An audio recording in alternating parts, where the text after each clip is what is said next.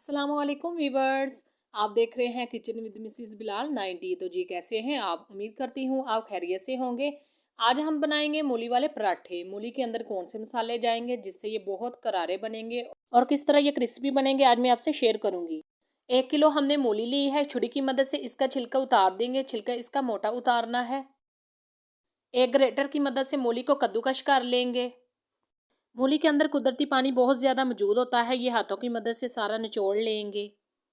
अब इसमें ड्राई मसाले ऐड करेंगे। 1 चम्मच भरकर काली मिर्च, 1 चम्मच नमक, 1/4 चम्मच हल्दी, 1 चम्मच लाल मिर्च पाउडर, थोड़ी सी कुटी हुई लाल मिर्च, 3 अदर सब्ज़ मिर्चें कटी हुई, हाफ प्याली सब्ज़ धनिया शामिल करेंगे। 4 लेमन का हम रस निकाल लेंगे, ये इसमें ऐड करेंगे। हाथों की मदद से ये सारे मसाले मूली के अंदर अच्छे तरीके से मिक्स कर लेंगे।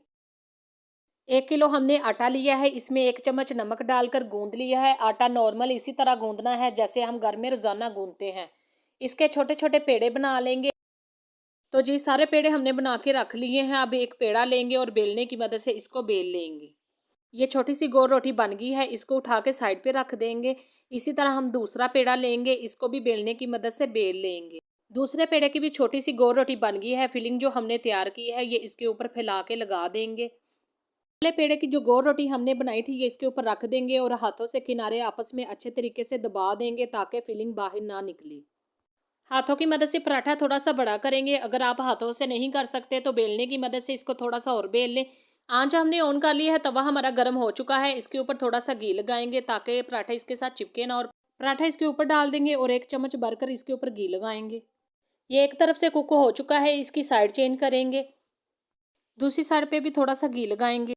तवे को पहले हाई आंच पर फुल गर्म कर लेना है, बाद में मीडियम आंच पर पराठा बनाएंगे। इससे ये बहुत क्रिस्पी बनेगा और अंदर से बहुत सॉफ्ट बनेगा और मूलियाँ भी अंदर तक गल जाएंगी। तो जी हमारा पराठा बिल्कुल तैयार है। इसको प्लेट में सर्व करते हैं। तो ये देखिए माशाल्लाह सुबहान अल्लाह, इसकी कितनी प्यारी लुक आई है। अगर आपको मेरी वीडियो अच्छी लगती है तो सबसे पहले मेरे चैनल को लाइक करें, सब्सक्राइब करें और बेल आइकॉन के बटन को प्रेस कर ले ताकि आने वाली मज़े मज़े की वीडियो आपको मिलती रहे। खुदा हाफिज़।